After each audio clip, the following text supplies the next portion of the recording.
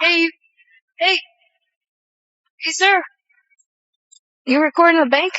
Say who? Who did what? You recording the bank, or what kind of video you recording? Yeah, I'm recording. Is that okay? Well, I'm gonna talk to her, but she's. Hey, sir. You recording the bank? You say who? Who did what? You recording the bank, or what kind of video you recording? Yeah, I'm recording. Is that okay? Well, I'm gonna talk to her, but she's. I thought you was kind of gonna talk to her first. But, Did you want to talk to her first? yeah, but if she. Yeah, go talk to her real quick. If she says she's uncomfortable, are you okay with just leaving? Ma'am, he was asking where the vault is, how much money we have, and he videoed every one of our cars, our entire building. I asked you what? Say that again? He's still taping. Yeah, I'm recording. What's your name, sir? Huh? What's your name? Here. Why do you want my name? Oh, I want to know who I'm talking to. You can just call me Daddy. I'm not doing that. So, what's your real name? Just call me Daddy. Why would you need my real name? What's going on? Nothing. I'm just. Is that okay that I record? Well, she's saying you just asked some weird questions about the bank. Why is that? That was something that you can see from the window. I asked her, would she be able to share that with me? Well, why are you asking those questions? Because I want to.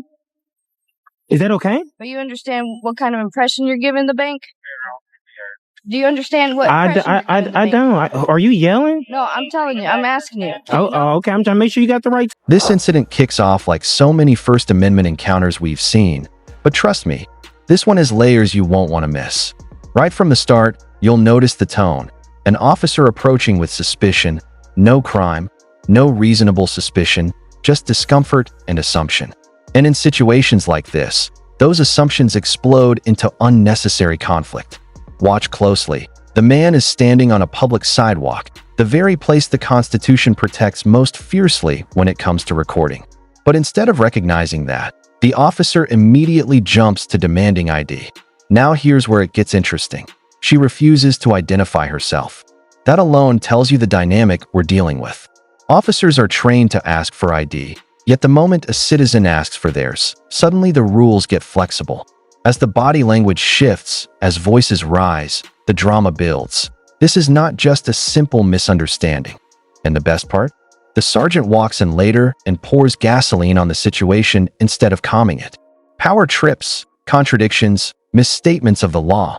It's all here. Stay locked in, because this interaction becomes a perfect example of why knowing your rights is absolutely essential. Tone now, miss. What's your name and your badge number? What's your name? What is your name? What's your name? It's your policy to give your name and your badge. That's what I think. Yeah. So you don't want to give your name and your badge? What's your name? Let's get a supervisor out here. All right, he's right here. Okay. How you doing, sir? Good, how are you? Come here real quick.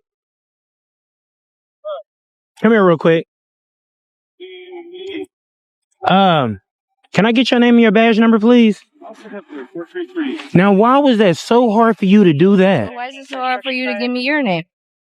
Is it your policy to give name to the public when requests, especially when you make contact? Is that your policy? So, hey. Is that your policy, though, sir? If that's your policy, though.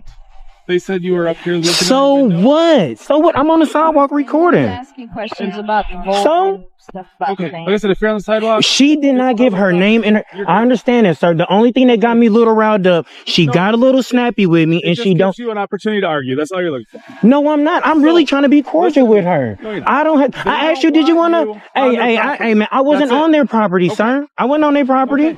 I need her name and her badge number. Why was that so hard? I was real cordial with you. What's your name? You're not cordial. I was cordial. No, I'm not. I'm amped up because she's trying to. She demanded me my name. No, I'm not. That's why you're recording. So y'all all pieces of shit, bro. No, I'm not. You don't know me, but when you find out, no. It's okay. No. What you doing is categorizing. You're categorized. I never was on their property. It's okay. If you go in there and rob them, I'll take you to jail. How about that? What the fuck? You trying to categorize all of us. So I'm gonna put all you officers in a box. That ain't what I do. All I asked her was for her name and badge number. She said it's not her policy. That's what got me revved up. You gonna see? It's locked. Yes, why? We could have kept this real simple. I asked you, did you want to go in there first? Right here, Pay close attention to how fast the officer jumps into questioning without establishing any legal basis. Notice how she asks what he's recording and why, questions he's under no obligation to answer. The tone she uses shows she's already decided something suspicious is happening, even though all she's seen is a camera.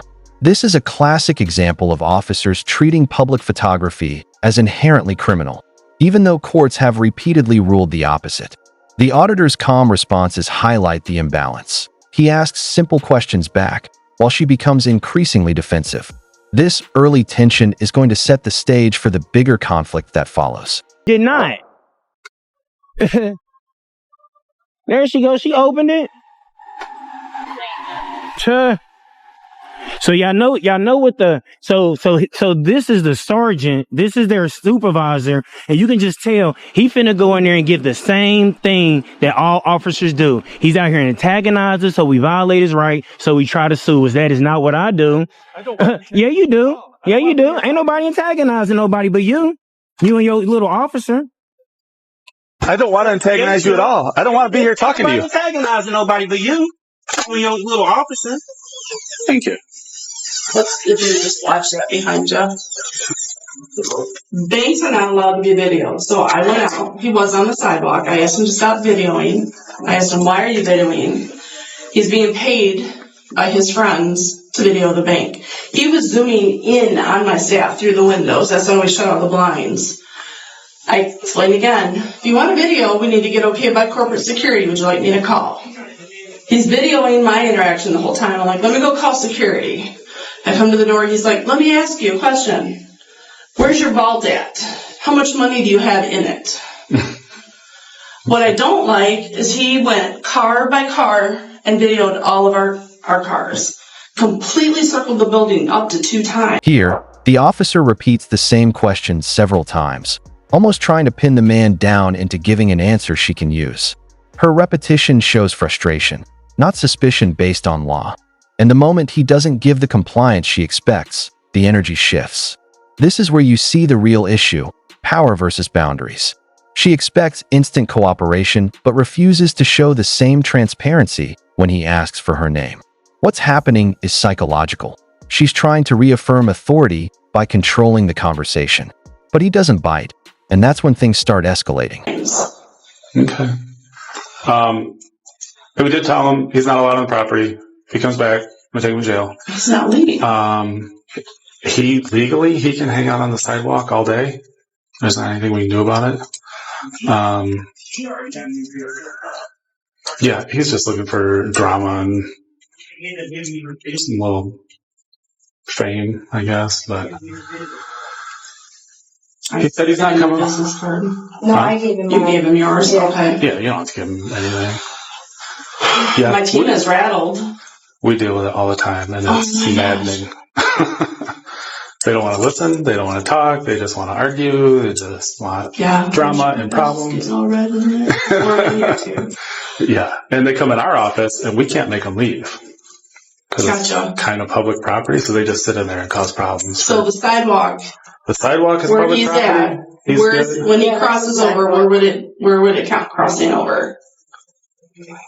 Oh, I don't know. Because we for his parking. 10-4, 16-12. I don't know. I don't know. And out of this sidewalk, being that that's a road, I don't even know if that sidewalk is public or if that's. I think it is. I don't know. I'm not guys. sure. We maintain. The banker steps in with a dramatic accusation, counting money, asking about the vault, circling cars, and you can hear immediately that something doesn't add up. These are the same exaggerated claims officers often hear during panic-based calls. But here's the problem.